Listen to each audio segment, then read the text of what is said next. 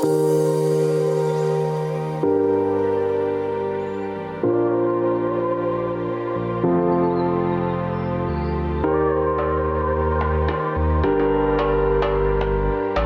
energy behind Save Your District came from the Sandy Hook Elementary tragedies that took place a few years back in the nation, and the Parkland High School shootings that took place. So that inspired me to do this film. You know, the film is so much about mental health and the stigmatization of, like, when people are suffering, we don't have a framework as a society to like support or facilitate each other through that, which is tragic.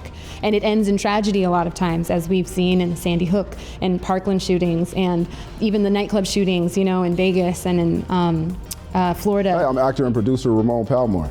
I enjoy telling political stories in film. I fell in love with this film called A Panic in a Needle Park with Al Pacino. Then I went into like stage acting, and it just ended up going from there. So my name is Bevan Victoria. I'm an actor, producer, writer, and director. I've been acting since I was 6 years old. I started off in theater, and my main goals as, at least as an actor or as a performing artist in general, is to write really amazing, strong female characters and highlight diversity on screen. This is my first actual like short film, feature film type of project that I worked on. I played this character by the name of John Pearson, who he comes from his own like rough background, and he is looking to redirect a youth that is in trouble. So I really could relate to that part because I used to work with at-risk youth at a period of time in my life. So, you know, yeah, that was pretty awesome. I play a character named Angel Myers. She works in the diner.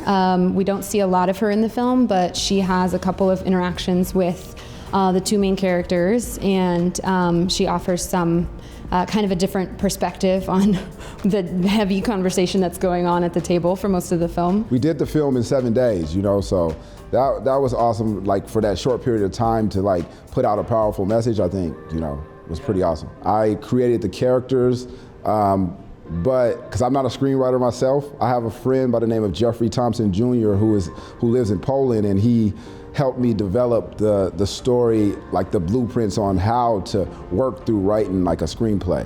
And so like he took my ideas and we both worked together. And then River Coonsey, the director, I have to give her credit too, because she like was a part of that too as well. Production process for me was abbreviated because I was only on set for 2 of the 7 days. And you know, we shot like really late into the night, which you know, I had to do an overnight shoot on one of the films I had just wrapped. So I was like, cool, I'll never do that again. And then I went into this and it's like 2 a.m. and I was like, no.